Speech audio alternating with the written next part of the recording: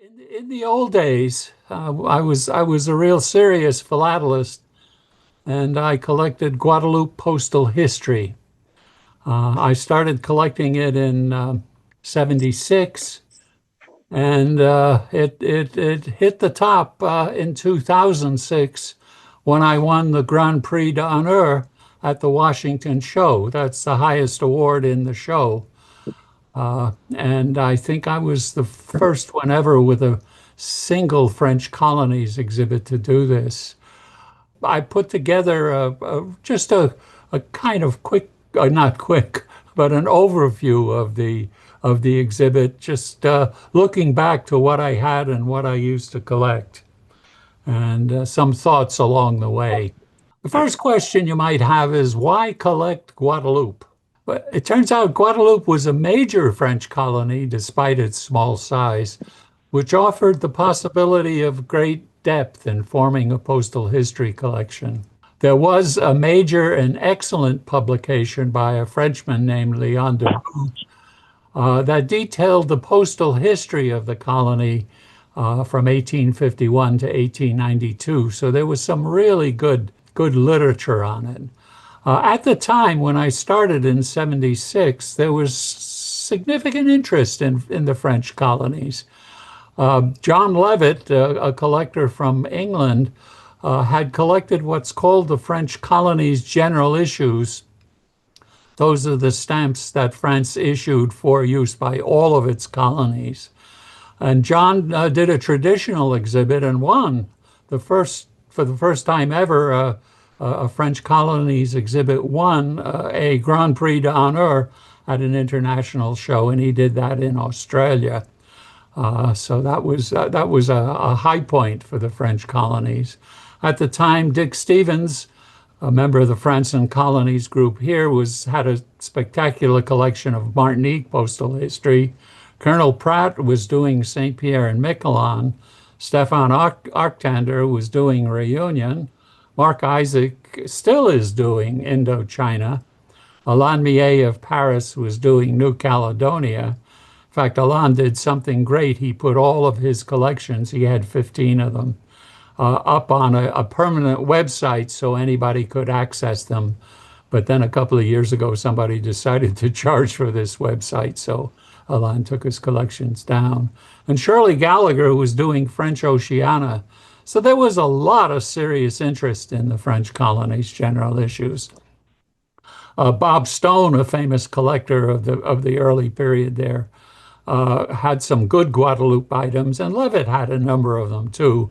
And ultimately, I bought heavily from both of them to add to my collection. So here's the history of the exhibit. Okay, I first exhibited as a one-frame exhibit in 1978 in my local Westfield show, and I got a silver medal. Next year, I put it in NOJEX, the national show in New Jersey, in '79, and I got a silver medal at a national level show.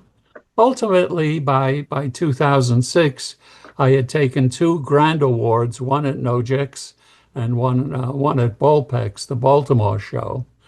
And with those wins, I participated in two Champion of Champions competition.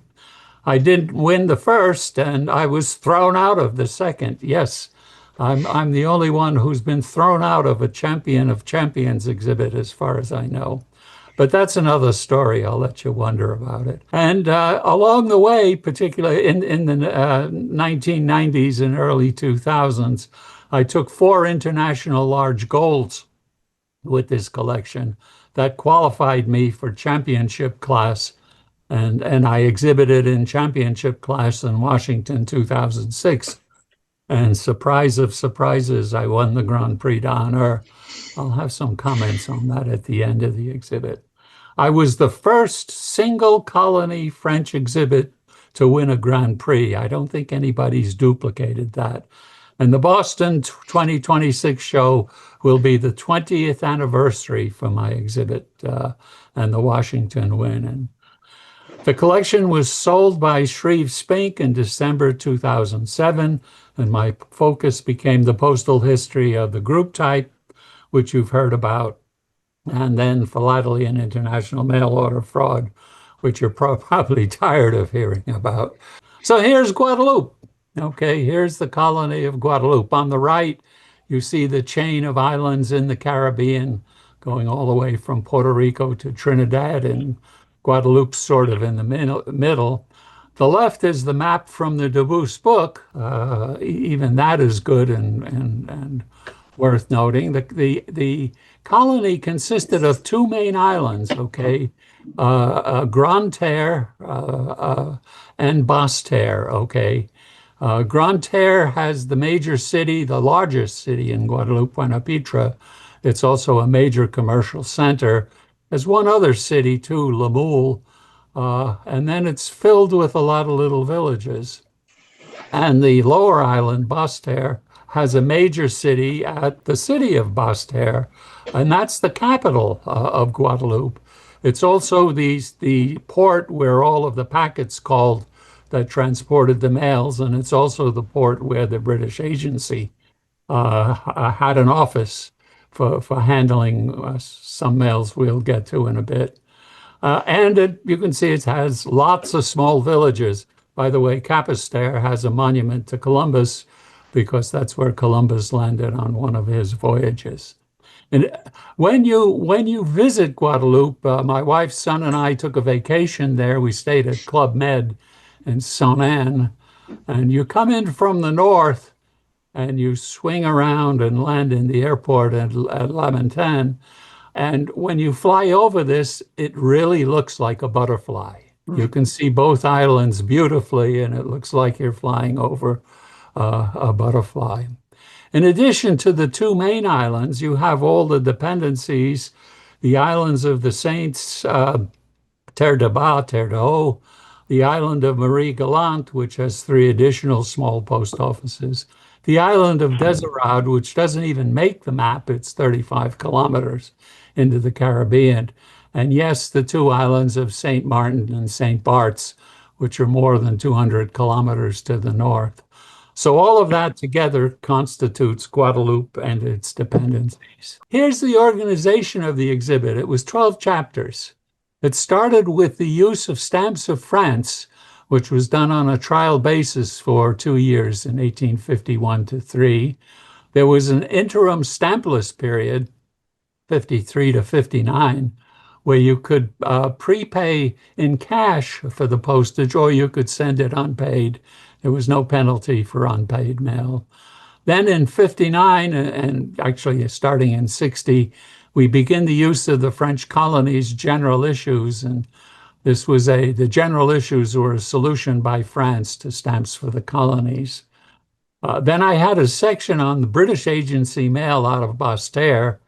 Then I had a section on UPU mail, military correspondence, local mail in Guadeloupe, printed matter in Guadeloupe, registered letters in Guadeloupe, study of the small village offices, then, of course, the group type, the first definitive issue for the colony. And then I finished the exhibit with postage due and formula mail.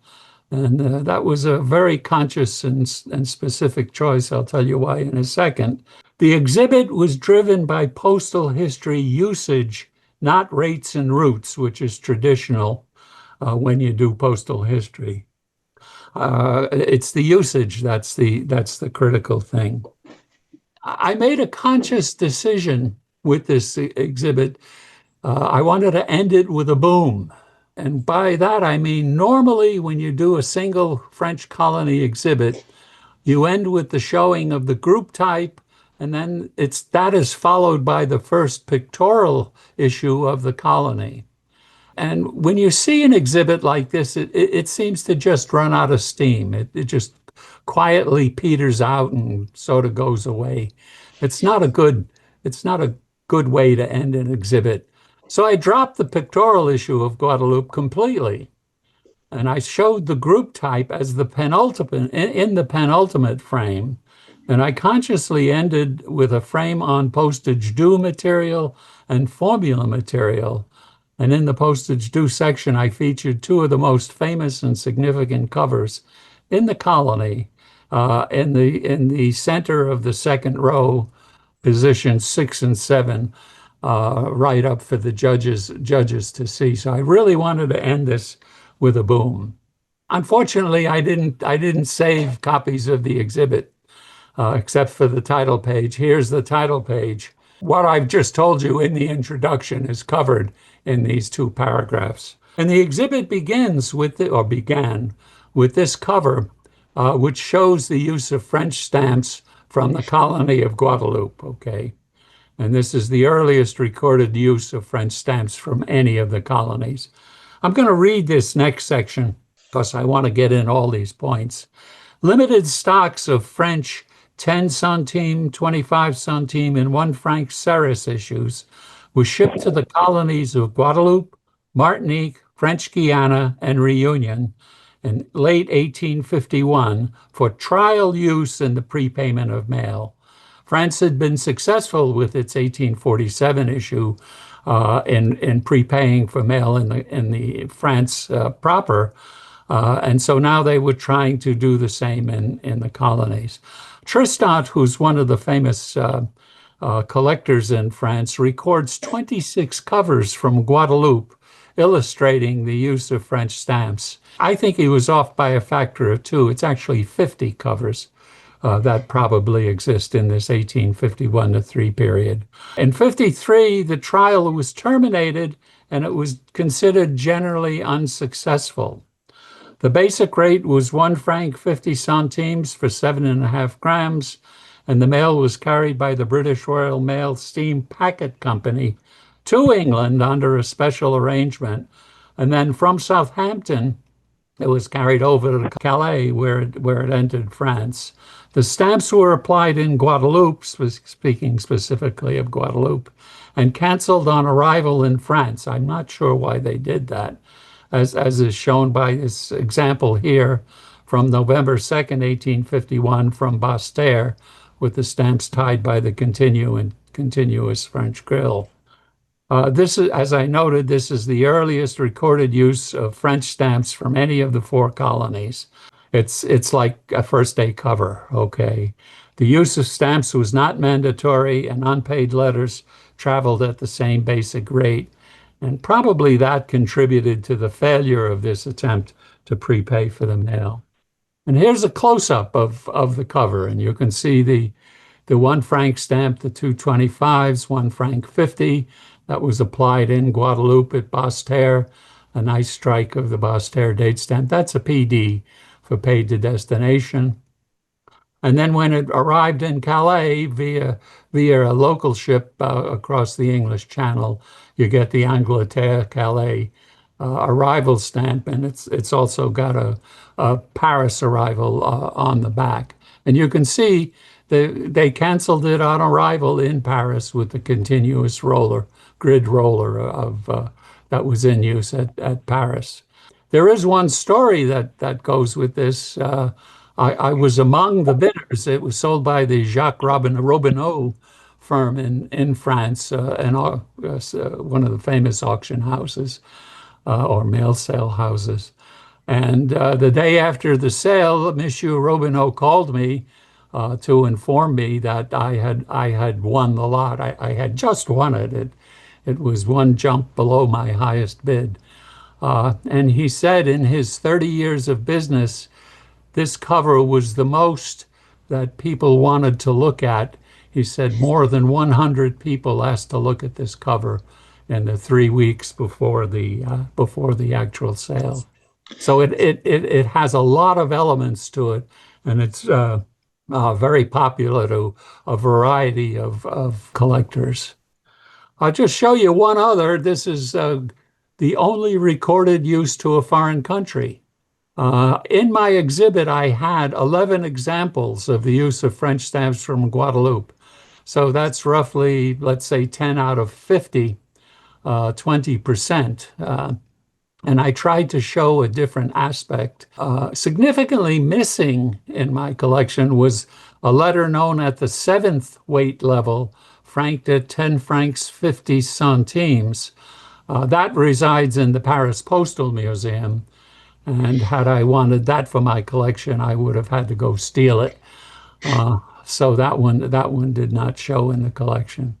This example I'm showing now shows the only recorded use to a foreign country. And there you could see this is to Turin in the Piedmont of Italy, and it's Mark II for the second weight level. You see four singles of the 10 and three, a strip of three of the one for the 3 francs 40. That's the double rate. And now you see a different Paris cancel, and it's continuous roller of dots. So we're seeing a different cancel here, showing these were applied in Paris. I think in his book, Tristan cites the decrees that govern the handling of these covers, and it does say that they were to be canceled on arrival in Paris. It's like, Paris wanted a little hand in this, as it wasn't quite trusting the local post offices. At this point in 53 to 59, we have this stampless period now where you prepay in cash or you send mail from Guadeloupe unpaid. And as I said, I'm going to show you a piece of that when I get to the printed matter. And I'd like to move to the next section where we have the arrival of stamps for the French colonies. It's the arrival of the eagles. And here I'd just like to express some personal opinions. Maybe I'll cause some negative reactions. We'll see what happens. But I like to compare England and France for how the mother countries handled stamps for the colonies. When I look at England, and again, this is from the point of view of somebody who collected France, I see different designs for each colony. I see that these stamps, the English colonials, were often printed by contract, so that created more variation for collectors. There seems to be an unending number of stamps, unending number of designs, varieties, watermarks, perforation, lots of proof material, lots of shades. And this is either a collector's dream or maybe a nightmare. I'm not sure, because I decided to collect French colonies. What France did relative to stamps, in 1859, they prepared and distributed in 1860. 6 imperforate stamps were created: a 1 centime, 5, 10, 20, 40, and 80. Okay. And these are known as the Eagles. They were printed under control of the French by the PTT in Paris, so they maintained complete control. These 6 stamps were used in all of the French colonies. So if you collect used French colonial eagles, you can often tell where they're from by their cancellations because they varied. Generally, the values did not correspond to the rates. I don't know if that's a French invention or not, but it means beautiful and colorful covers resulted. And I've always considered collecting the French colonies' general issues definitely a collector's dream. And here are the first 2 stamps that arrived in the colonies in 1860, the 40 centime eagle and the 10 centime eagle. We can see the 10 centimer a little better. You see it's the imperial eagle. French is an empire at this point. The eagle has a crown. The indicia reads colonies of the French Empire, postage, and 10 centimes for the value, 40 in orange for the value of that. Very, very simple and elementary empire design. And as I said, these were used by all of the French colonies. You said the first use of French stamps was considered a failure, but here they are basically doing the same thing again, sending one set of stamps that could be used anywhere. Why did they decide it was going to work this time? Well, they changed the rules a little bit. If you didn't frank with stamps, you had to pay more. Okay, if you tried to send it unpaid, they nicked you. They provided better service. They had French packets and British packets carrying the mails. If you did select the French packets, you got a little cheaper rate, but they were a little less efficient. So were advantages there. So they weren't reproducing the same situation, and certainly you weren't waiting for small amounts of French stamps to arrive from France. You didn't have this complex handling. It was much simpler. And it worked, but there were some other problems that I'm going to get into in a moment. And I'm not going to show you a comprehensive showing of covers. I'm just going to kind of pick through them and pick interesting ones. Here's an Eagles cover, okay, one I've chosen from my pile of Eagles covers to show you, and you see it's clearly marked Roi d'Angleterre. It's at a 70 centime rate to France via England from Pointe-à-Pitre, 1864. This is the arrival in Calais, Colonies Françaises via Angleterre, doesn't mention Calais. This is the PD marking, and we have a 40, and we have a strip of 3 of the 10 centime eagle to make the proper rate. Now, as I've described this cover to this point, it was about $150 cover, but I haven't quite described it completely.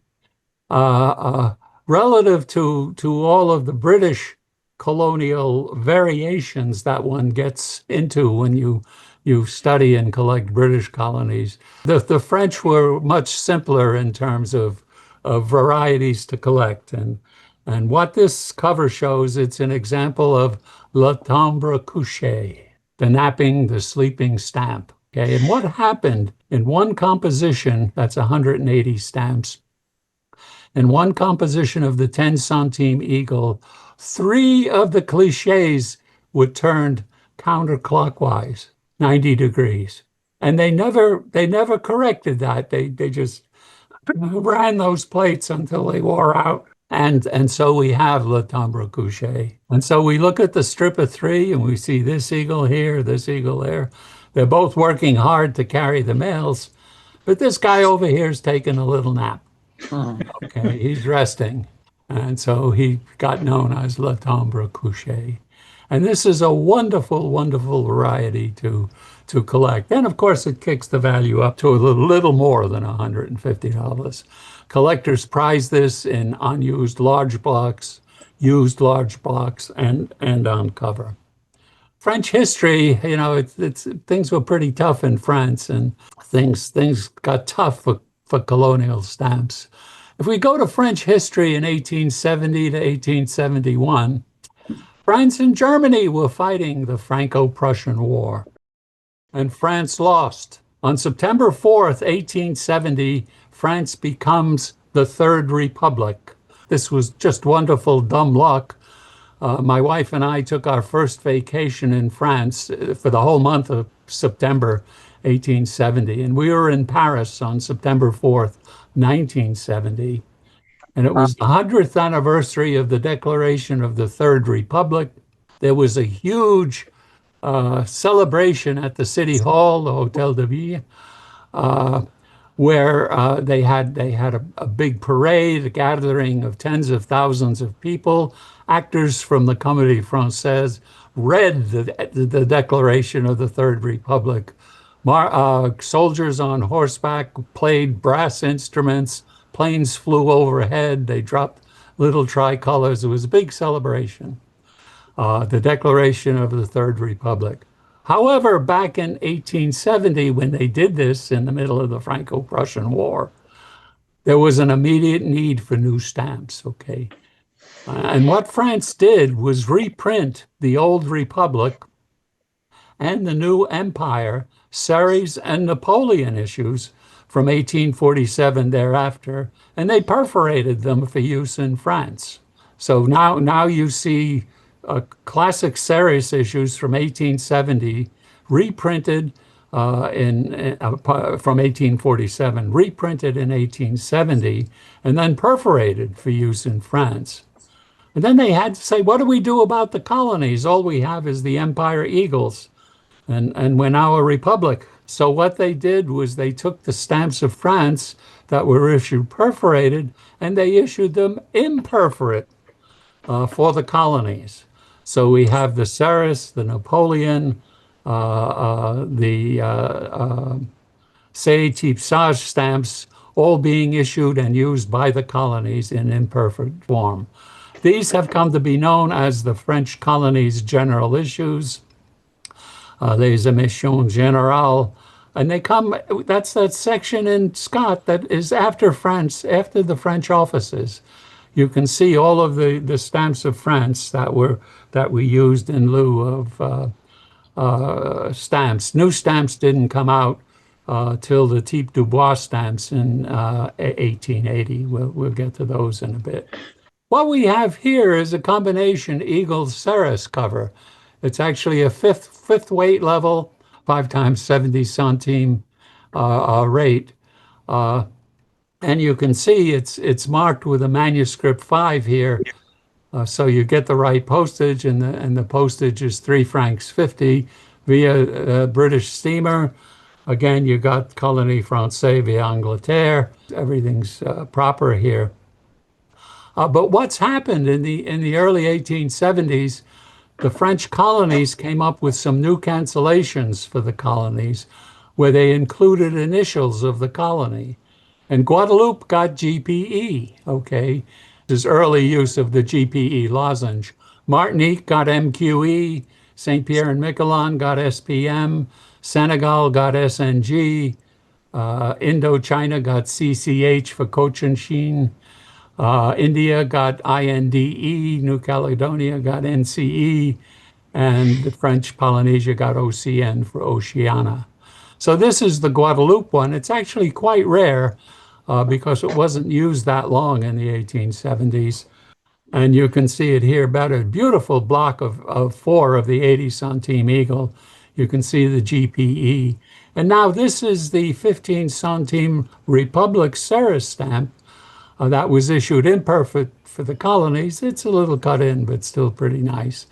And used in combination with the eagles, you do have a late usage to prepay the proper rate. From that introduction of those few covers, let's go to the British agency at Basse-Terre. Okay, mail to France and England was carried by regular French and British packets from Basse-Terre. Mail to the Caribbean countries, Central, North, and South America was carried under the British agency, whose ships called at Basse-Terre. They actually had a desk at the post office in Basse-Terre where British agency mail was handled. It was probably just boxes for sorting the mail, cancellers, ink. It was probably pretty small. But a whole separate rate structure was required, and separate hand stamps were required for this service. And the most famous one is the Crown and Circle paid at Guadeloupe British agency hand stamp. Mail via this British agency is generally quite limited, and I included 17 different examples in the exhibit. And here we have a cover from Pointe-à-Pitre, commercial cover, to Lima, Peru. Wow. And here's the paid at Guadeloupe. I've blown it up a little bit. Paid at Guadeloupe. It is upside down in black. And what's interesting about that, the normal color for the paid at Guadeloupe was red. 99% of them are in red. A few are in blue, and 3 are in black. Okay, so that's a very rare Crown and Circle British agency date stamp. You can see the stamps were processed at Pointe-à-Pitre, taken over to Basse-Terre, and they put on the paid at Guadeloupe. These are French cancellations. Paid at Guadeloupe, and now this is the British rating, 1 shilling 4 pence, okay, for a letter to Lima, and you can see it traveled via Panama. So there's a lot going on in this cover. It's quite a spectacular cover, a little rough in margins, but we've got 3 different eagles, okay, 10s, 40s, and 5s. We've got the black paid at Guadeloupe. So it's quite a nice cover, and it's got a Lima back stamp, so we know it arrived in Lima. Here's another one via the British agency at Basse-Terre. It was posted at Basse-Terre It went via the British agency simply over to Martinique. It was a good service to Martinique. The rate was 60 centimes, which corresponded to 4 pence. And you can see the paid at Guadeloupe in red here, traditional, and then the 60 centimes in eagles. And then it traveled around the colony, locating the addressee. And if you look closely at the pair of eagles, oh, there's Le Timbre Couché again. So on this very, very rare rate to Martinique through the British agency, we have an example of the Timbre Couché, which is equivalent, by the way, the 60 centimes to 4 pence. And you can see the four there. So now we start running into rate changes under the UPU. Three changes. First, beginning in 1876, a 40 centime rate. Then that dropped a year later to 35 centime, which is a little rare to come by. And then it dropped to 25, and that 25 held until January 1st, 1899. So there are lots of 25 centime rates. And you got to remember now, this is the old Republican stamp of France, reprinted and issued perforated for France, for metropolitan France, and issued imperforate, as this example is, for the colonies. But it's the same plate that was used for the 1849 issues in France. Generally, the plates show wear, the colors are not as brilliant.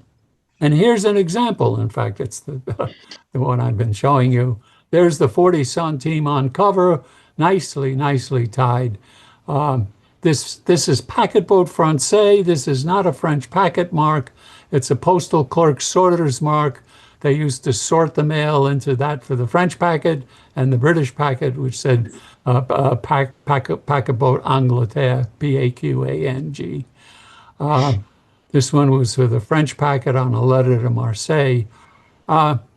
Whenever you see signatures on something, that's generally an indication there's something special about this letter. And it turns out, in one composition of the 40 centime stamp back in 1849, they made a mistake and put in two 20 centime Ceres plugs, and they didn't catch it. They finished working the plate, they were doing proofs, and they found, oh my gosh, we got two 20s in place. So they had to burnish them out, pour in more metal, and recut the 40s for those two examples. They happen to be next to one another. So we end up with a plate variety. And again, it's a big, significant plate variety. This is what the typical fours look like. This is what, more or less, what the recut fours look like. And if you look at this cover, at this stamp over here, it's the recut four. And both in France and in the colonies, that is a significant variety in terms of rarity of something to get on cover. Here's an example of the 35 centime rate. Actually, you see this went via British packet boat Angleterre now. And what we have is a combination of the 15 centimes Republic Ceres stamp, but this is with the large numbers now. They changed the number size, I think, to make it more seeable. And in 1876, France came up with the Type Sage issue, the allegorical issue, Peace and Commerce now. And those stamps were perforated, and a whole grouping of them were issued imperforate for the colonies. So we have a wonderful combination of the Ceres Republic issue with the Type Sage issue to make that 35 centime rate. So that's a nice cover. And then the rate dropped to 25 centime, and in 1880, after all this time and turmoil, France came up with stamps issued specifically for the colonies that are perforated. And these are called the Type Dubois, after the designer Dubois. And it shows the figure of commerce, and she's sitting beside lots of goods. And it says the Republic of France, a colonial postage, okay? This went from 1 centime to 1 franc. And this is a marvelous combination of that 15 centime large Republic Ceres with two fours and two ones to make the 25 centime rate out of Pointe à Pitre. By chance, this got a true French packet marking. You can see Colony Français, Paquebot Français #1 packet here. So it's really quite a rare cover, and you can see it's signed by Dilleman, Jamais, and Calv, just to authenticate all the unusual nature. Let's go to military concession rates. I said I had a lot to do with a lot going on there. I'm just going to show you two covers. Members of the military were entitled to a reduced rate for mail to the French community via the French community. And this lasted until January 1st, 1899. You needed a validation of the rate, which could be done by manuscript authorization or a unit hand stamp, sometimes both. There were special, especially in Guadeloupe, there were special military date stamps that were created for this service. They're generally rare. The rates started at 20 centimes in lieu of 50 centimes for French carried mail. It went up to 25, and then it dropped down to 15. If you sent the military or any mail unpaid, you had to pay more for it unpaid. And this collection had the most comprehensive group of Guadeloupe military mail, about 40 letters that I showed. It looks pretty complicated, doesn't it? So this letter was, the military franchise letter was franked with the 20 centime eagle. Everything's proper. Canceled actually with a relatively new Basse-Terre lozenge. You see the points are quite fine. It's got a beautiful strike of the Corps d'Armée Basse-Terre. That's a very, very rare cancel. It's also got the regular date stamp. Paquebot went via the French packet as it should to Basse-Terre. We go to the back, you can see it's the validation, correspondence, des armées, Basse-Terre, the date, who is validating this rate, and then the signature of the commander. So all of that is there. A unit cachet is there. It's actually got a little arrival too, which is interesting. Two problems with this letter. The first thing they noticed, probably both in Basse-Terre and then in Nazar, it reached the second weight letter. Okay, somebody put a two and somebody did two strikes of the one. So this is now a double weight letter.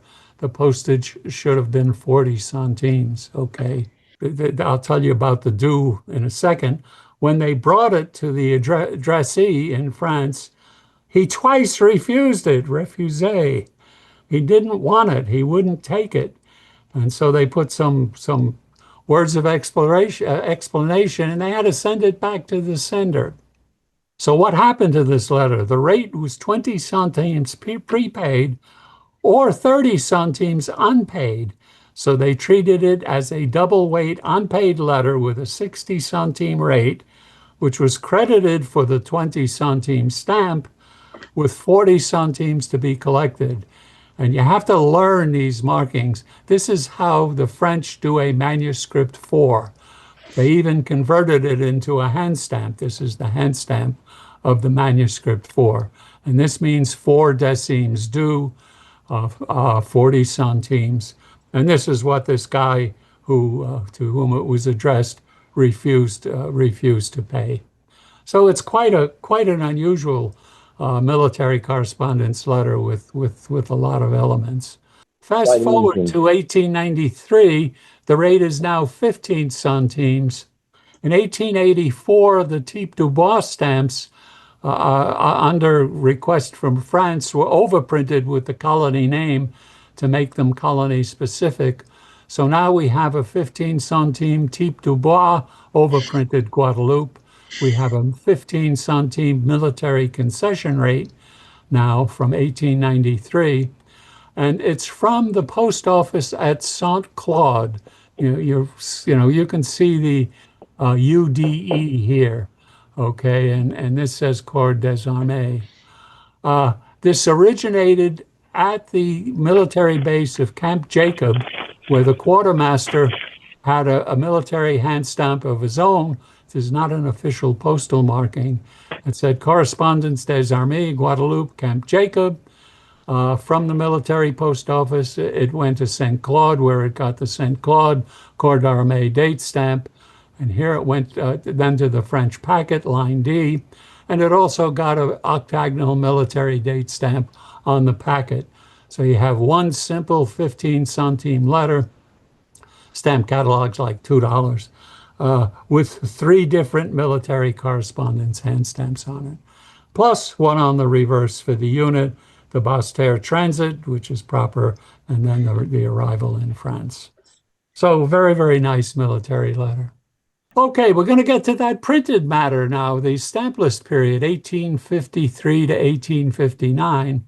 Here's a piece of printed matter from that stampless period. There were no stamps.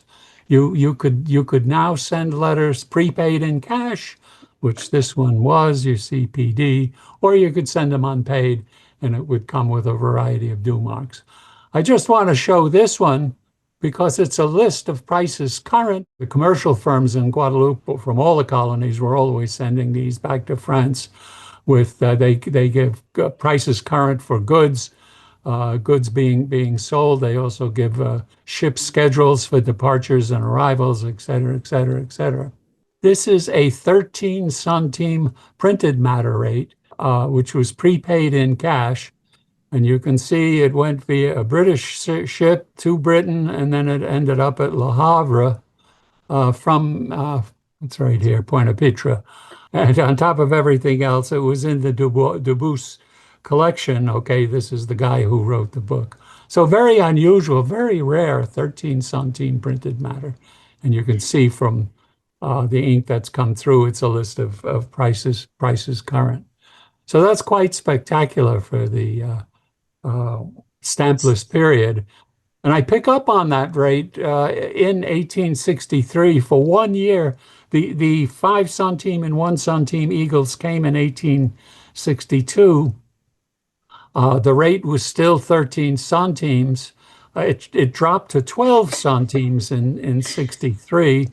So here we have a very rare example of the 13 centime rate prepaid with 2 5s and 3 1s. Okay, for the 13 and the Pointe-à-Pitre date stamp, the Calais arrival, the usual stuff. But as I said, the rate quickly switched to 12, so it's very hard to get 13 centime eagle covers. This is even better. This is one from the British agency at Basse-Terre. It's a list of prices current to Demerara in British Guiana. So what happened here is we have the 4 centime local printed matter rate in Guadeloupe, prepaid in 4 1 centime eagles, where it then went from Pointe-à-Pitre to Basse-Terre. It got on the British ship. You can see that this is the British agency cancel Guadeloupe, the date Guadeloupe A. That's what they were using then. And then it arrived in Demerara, and it's got a Demerara arrival too. There are only 2 examples recording this rate of 4 centimes. The second is in shreds and not exhibitable. There are also 2 franked at 5 centimes, which are overpaid. So this is the only one that is in good condition at 4 centimes. And then it was charged 1 penny on arrival in Demerara for British postage. So overall, quite a spectacular printed matter piece handled by both the French and the British. Meanwhile, the French rate dropped to 12 centimes. I don't know why they picked 12. And here's an 1872 letter franked at 12 centimes with 12 1 centime stamps of the Empire Napoleon issue. Apparently, they didn't have enough 1 centime eagles. They were short on stamps. So you get a block of 6, a strip of 4, and a pair, and they're all canceled by the GPE lozenge. And this happens to be the earliest recorded use of that 27 of March, 72. Earliest recorded use of that lozenge cancel. So it's quite a spectacular piece. You go forward in the 1870s, the rate becomes 8 centimes instead of 12. And somebody attempted an 8 centime printed matter letter to France, and did some violation of the printed matter regulations. They may have included a manuscript message, which is the most common one. So you can see this is now franked with 3 1 centime Ceres issues, Republic Ceres issues, 5 centime Republic Ceres, to make the 8 centimes. But there was some violation of the rate, so in Pointe-à-Pitre, they hit it with a T in triangle. It got to Marseille, they examined the piece and they agreed that this is postage due. So it's sent at 8 centimes printed matter. It's treated as the 25 centime normal rate, which is 50 centimes due. They double it now at this point in the UPU. It was credited for 8 centimes postage and due 42 centimes. And there's a manuscript version of that funny 4, and this is the 2 and the C.